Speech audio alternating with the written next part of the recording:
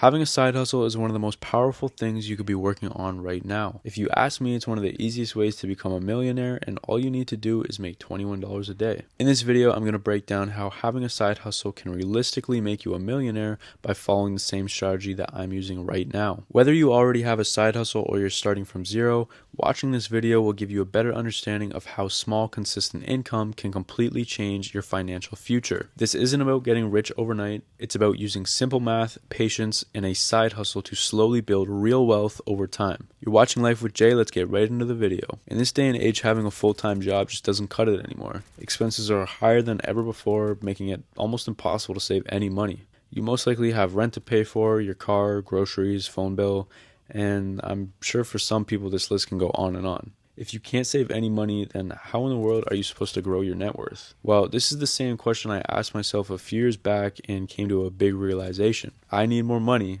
but it's a lot easier said than done, right? The job I have will only pay me so much, so how am I supposed to make more money? I could work harder to get that dollar raise at the end of the year, but that's not going to cut it, is it? I could learn more hard skills and try to find a higher paying job, but does that mean I have to go back to school? How much time is this all going to take? I have literally no idea what to do. I'm just going to give up.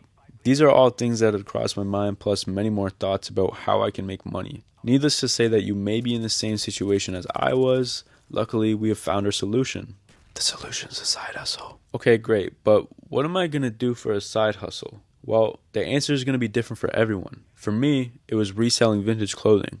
For you, it could be anything from mowing lawns to selling digital products. There are a million different things you could be doing for your side hustle. All you need to do is figure out the best option for you. Or if you already have a side hustle, then that's even better. But what if you don't? Well, here's my quick advice. The number one thing to remember is that your side hustle must be providing value to others in order to profit from it. Ask yourself, what skills do you have that people would be willing to trade their money for? Are you someone who's into fitness that can train other people? Are you someone who loves to thrift and can resell items?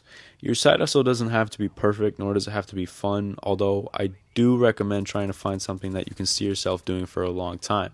Plus, the more scalable, the better. For me, it was reselling vintage clothing. In high school, I used to go thrifting all the time and became addicted to finding old clothing that I found cool. The more I did this, the more I learned about the topic and became very knowledgeable and was able to create a small business eventually out of this skill. Luckily for me, I found something that I was actually interested in. I recommend trying to do the same for you. But if your only focus is money and you don't really care what you do, well, that's great. I mean, find that skill, use that skill, and start earning money. I would love to talk about the ins and outs of my side hustle and side hustles in general, but we're going to save that for another video in the future. Comment below if you'd want to see that. Okay, great. So you found your side hustle, but now you're probably wondering, how is making $21 a day going to make me a millionaire? Well, let's break down my $21 strategy. In order to understand this strategy, we need to briefly go over what a Roth IRA/TFSA is. If you already know what either of these are and how it works, well, that's perfect. If you want, you can go ahead and skip to the next part. If not, a Roth IRA and a TFSA are both very similar.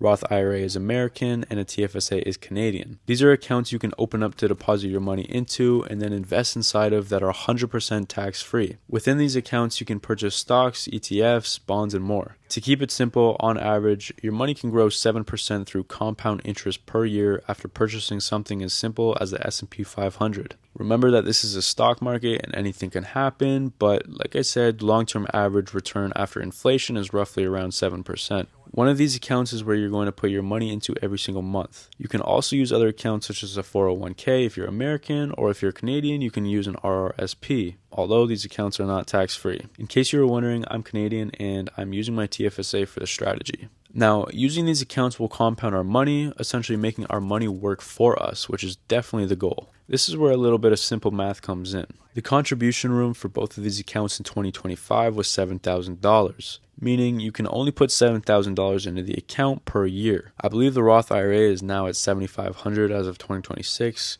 but to keep things simple, we're just going to be using the number 7,000. If you break $7,000 down monthly, you will get $583. 7,000 divided by 12 equals 583.3 if you want to be exact. But what happens when we break this number down even more? Let's try weekly. $583.30 divided by 4 equals $145.83. If we want to dive down even further, let's do it daily. $145.83 divided by 7 equals $20.83. If we round this number up to the nearest dollar, we get $21. You probably get where I'm going with this. The goal is to max out the $7,000 contribution room per year. Now, I'm not saying you have to invest $21 every single day into your account.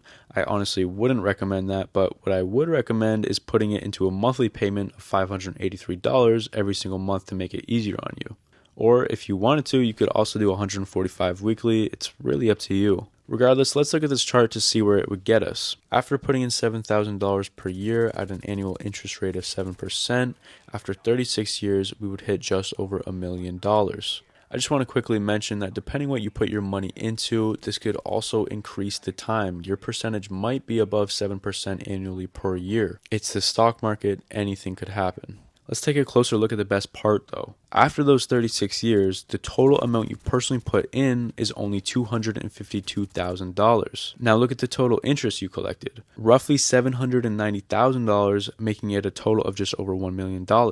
Now you can see that this is what I mean by how your money would be working for you. Remember that this is all just the bare minimum of essentially putting $21 in per day. Your side hustle may very well make a lot more than that, and if you can, well, my hat is off to you. Your net worth will grow a lot faster if this is the case. Like I said, the more scalable your side hustle is, the better. This essentially means that you can invest more money into different things, into different accounts, or whatever it is that you want to do. Now, I understand that 36 years seems like a long time, but the truth is, slow and steady wins the race.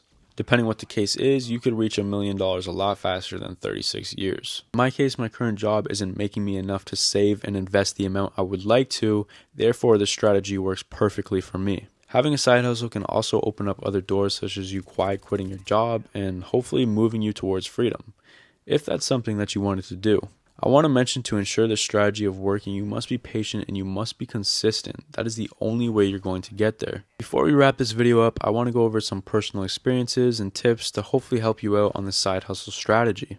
My first recommendation is that in order to scale your side hustle, you will need to be trading time or money, or perhaps both at first. When I started mine, all my money that I was making was going right back into the business. This helped me scale it a lot faster because in my case, I was buying more product to sell. When I was doing this, my returns increased because I was able to sell more due to the fact that I had more quantity. The more you invest into your business/side hustle, the more you will get out of it. My second recommendation is to not overthink the whole side hustle thing. If there's something you know that you can do or you think you can do, then try it out. The quicker that you get that part over with, the quicker you will realize what works for you. If you don't have a side hustle already, don't get stuck thinking about what you should do for so long. I've done this, and trust me, it's better to just try something instead of overthinking it. And if you don't get it the first time, that's okay. Keep trying until you figure something out. Just make sure you give yourself enough time to really see if it can work out or not. Just because a few weeks pass by and you haven't earned anything does not mean that you should give up. I remember I had to restart my vintage clothing business just last year during the whole tariff war of April, and it was very difficult to sell online globally. Either way, I kept pushing, time went on, and sales started to slowly come in once again. My last recommendation is very basic but also very helpful. If you don't want to manually deposit your money into accounts and invest, depending what company you're with, you can set up an auto deposit/auto buy. I personally use Wealthsimple, and I have it automatically set up so that I buy shares of an ETF called XEQT every week at $145. This keeps everything simple and boring, and that's the way I like it. I don't really have to think about anything other than providing that money from my side hustle. It keeps me stress-free knowing that everything is working in the background, and I really don't have to put too much thought into it. Although I do recommend once in a while checking everything out, making sure that everything is okay. One last tip before ending off this video is make sure you make a spreadsheet to track everything you buy or sell.